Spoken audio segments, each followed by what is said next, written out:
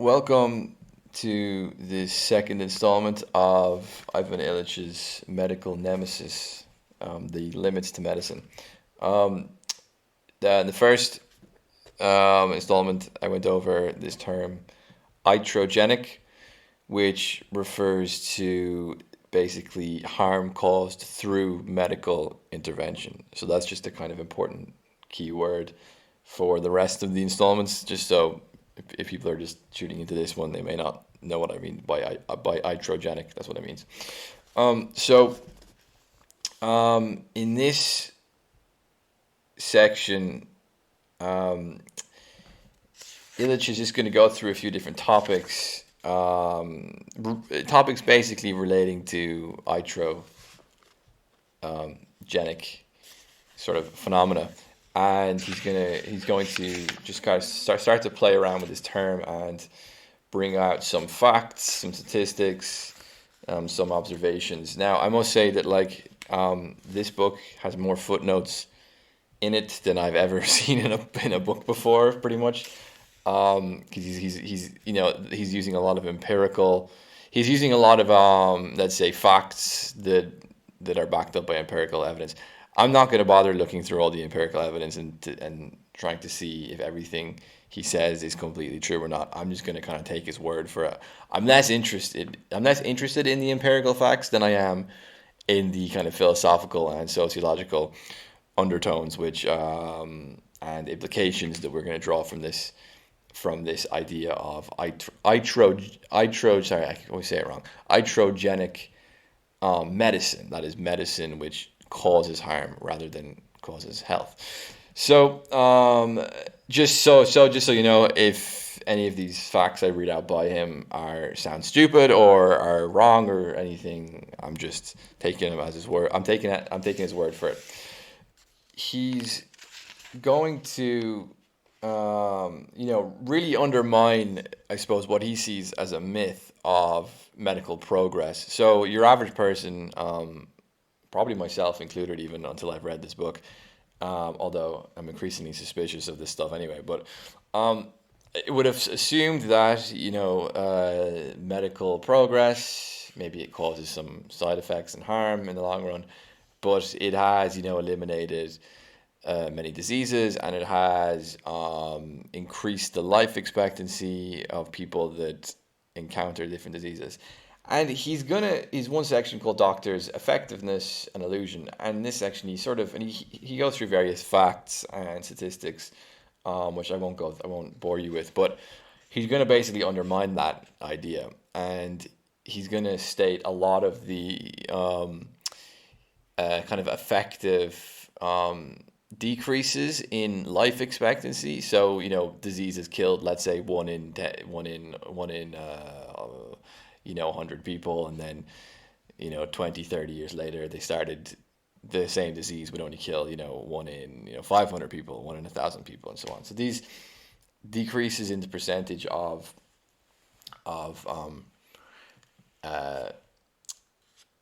death rates basically from exposure to diseases, he's going to kind of indicate that a lot of the medicines that we think cause this decrease were actually brought in kind of after the fact.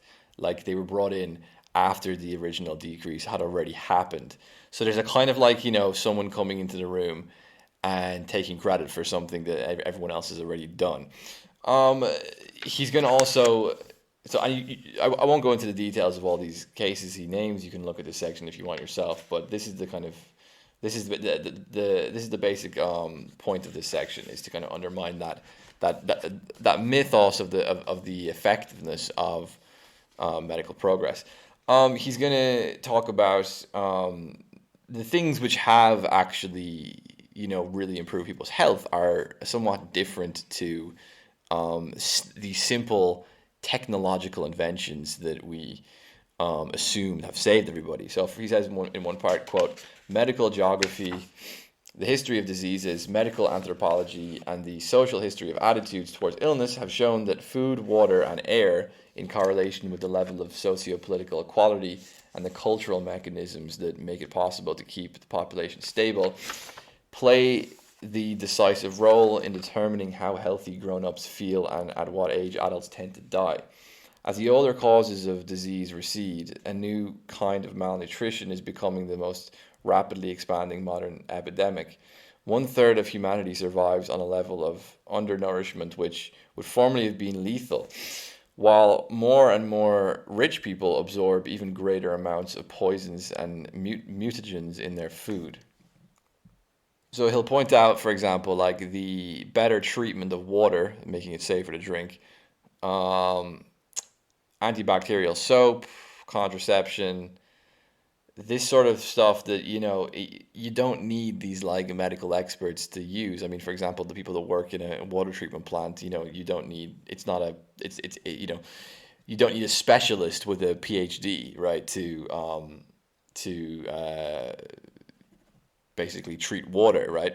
You don't need a specialist with a PhD to um, have people use antibacterial soap, for example. You don't need specialists to get people to use contraceptives and so on. So he's going to kind of undermine. He's not saying that like technological changes haven't helped eliminate the likelihood of getting diseases so much as he's trying to say that the possibility of the sort of mythos of a specialized, super technologically advanced, super well credentialed medical apparatus and medical technologies aren't the things which are life saving. They're rather simple things which are normally kind of just kind of implemented into everyday life, like antibacterial soap, like water treatment plants. These aren't things which we need a hospital for. These aren't things which we need medical experts for. They're sort of just like simple technologies, which aren't even that new, um, which are just better, distributed and better implemented into our kind of normal day to day life.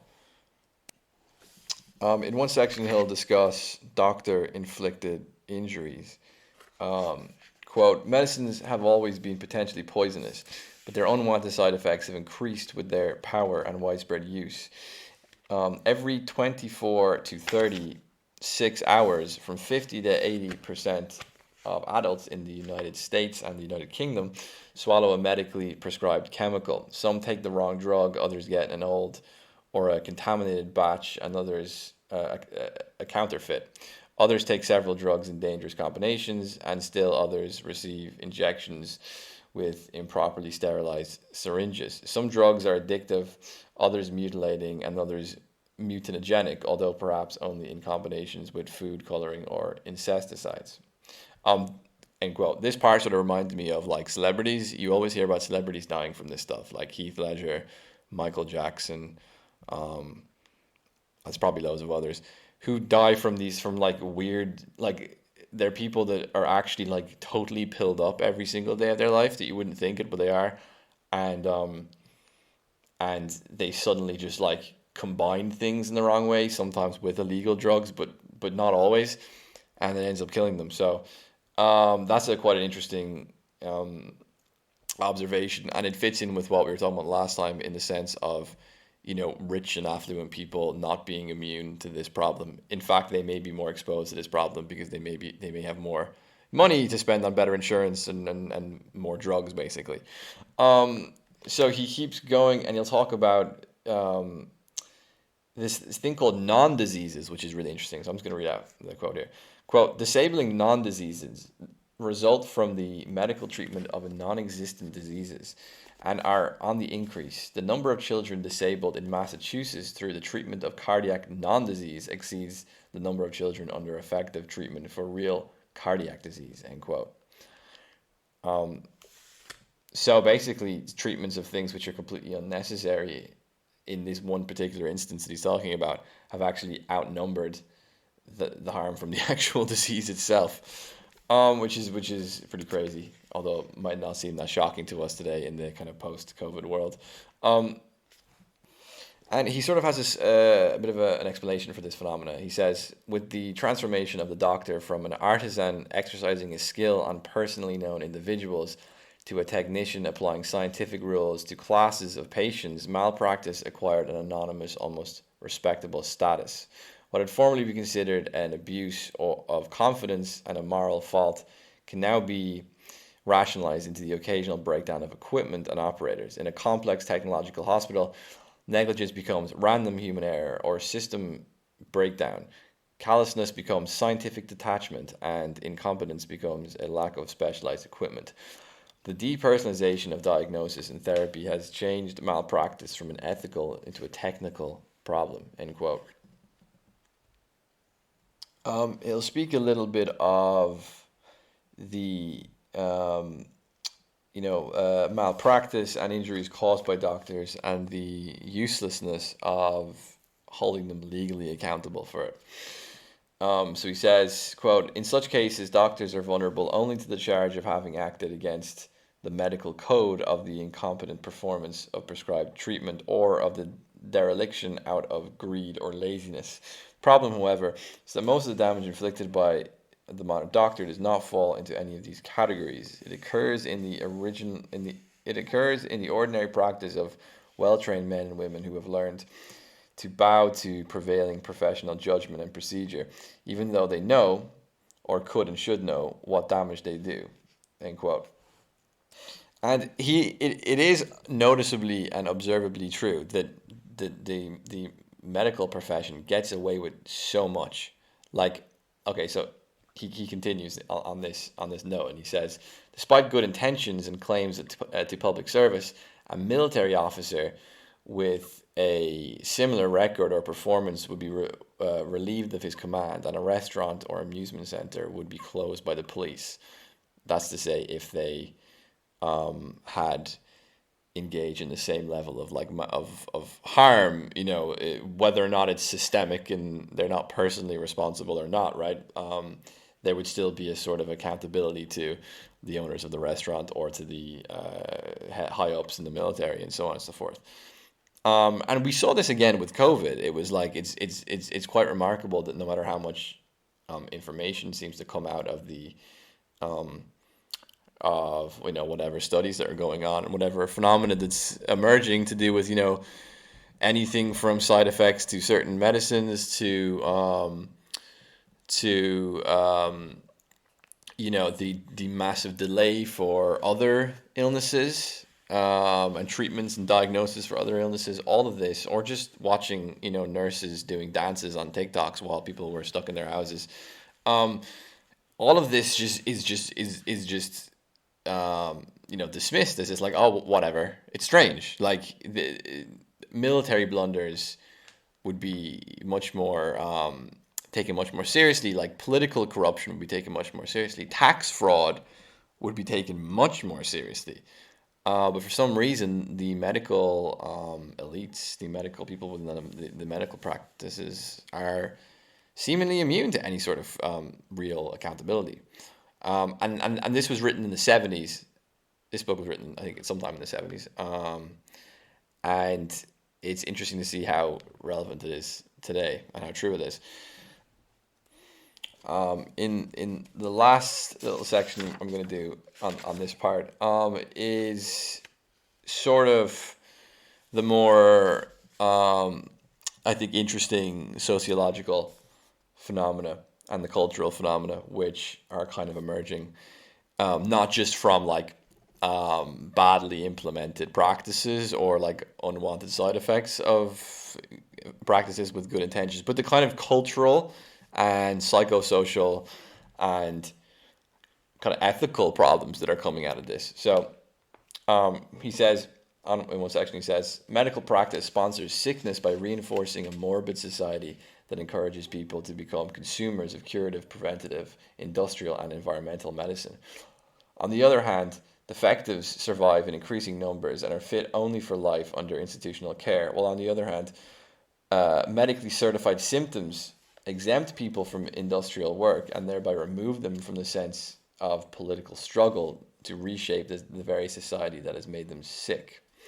End quote. So this is a really interesting phenomena of, and it makes a lot of sense the more, deindustrialized we get and the more actually the society doesn't need your labor, doesn't actually need you to be in any way healthy. It's perfectly okay with you being sick and to give you forms of indefinite kind of treatment through a kind of welfare state. And there's nothing wrong with, like, there's nothing wrong. I've no, I would personally prefer kind of publicly owned healthcare systems rather than privately ones. So I'm not saying this in defense of a private one, but there is a sense of, like, authorities coming up with schemes of like basically removing people from the labor pool, removing people from society in general, through medical treatment, so that they kind of remove themselves from the political struggles,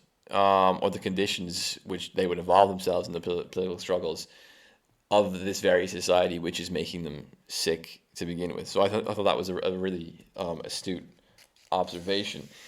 In another section, he says the so-called health professions have an even deeper culturally health-denying effect, insofar as